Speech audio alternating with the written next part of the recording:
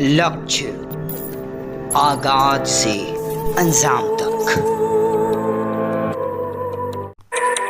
सीवान जिला के रघुनाथपुर प्रखंड परिषद में माली मालाकार कल्याण समिति रघुनाथपुर के बैनर तले भारतवर्ष के प्रथम शिक्षिका महिला माता सावित्री बाई फुले की 194 जयंती मनाई गई। इस अवसर पर माता सावित्री बाई फुले की छायाचित्र पर पुष्प अर्पित कर आए हुए आगंतुकों द्वारा उनके जीवन पर प्रकाश डाली गई। वहीं इस अवसर पर जिला अध्यक्ष दीपक कुमार सैनी, प्रखंड अध्यक्ष अवधेश कुमार माली, शिवशंकर प्रसाद, रविंदर माली, सरपंच पति बिरनेश्वरी माली, बीडीसी आरजी श्याम, विजय सैनी, ललन कुमार पुष्कर, जिला महासचिव शंभुनाथ सैनी, नागेंद्र माझी, राजबली माझी समेत कई गणमान्य लोग उपस्थित हुए।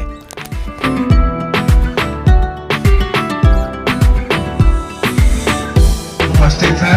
देश के जन जन में, इस देश के कण कण में शिक्षा का अलख जगाने के लिए संकल्प लिया।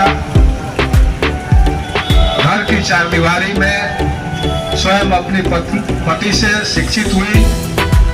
मैं उस महान पति महात्मा फुले को नमन कर। शिक्षा एक ऐसी औजार है अवसर प्रदान करती है। शिक्षा एक ऐसी औजार है। जयंती समारोह का मुख्य उद्देश्य क्या है आज? सबसे पहले सभी को नव वर्ष की हार्दिक शुभकामनाएं एवं बधाई। मैं माली मालाकार समिति के जिला अध्यक्ष दीपक कुमार सैनी जी। हम लोग का एक ही उद्देश्य है कि बिहार सरकार और राज्य सरकार दोनों लोग से उद्देश्य है कि हम लोग शिक्षक दिवस के रूप में माता सावित्री फुले जी को जयंती मनाते हैं और उनका शिक्षा दिवस के रूप में घोषित किया था।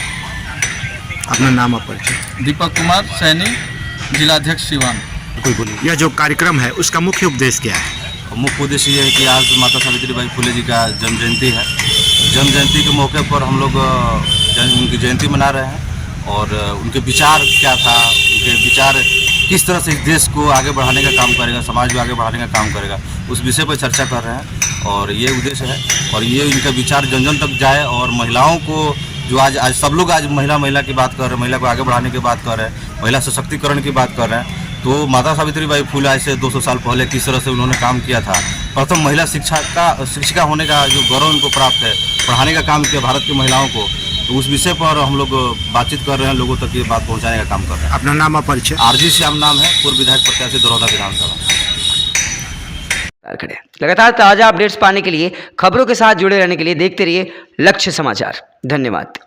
वीडियो के नीचे दिए गए इस लाल रंग के सब्सक्राइब के बटन को दबाकर चैनल को जरूर सब्सक्राइब कर लें और साथ ही लगे इस घंटी के बटन को भी जरूर दबाएं। तो अगली वीडियो में फिर मिलेंगे दोस्तों, तब तक के लिए धन्यवाद।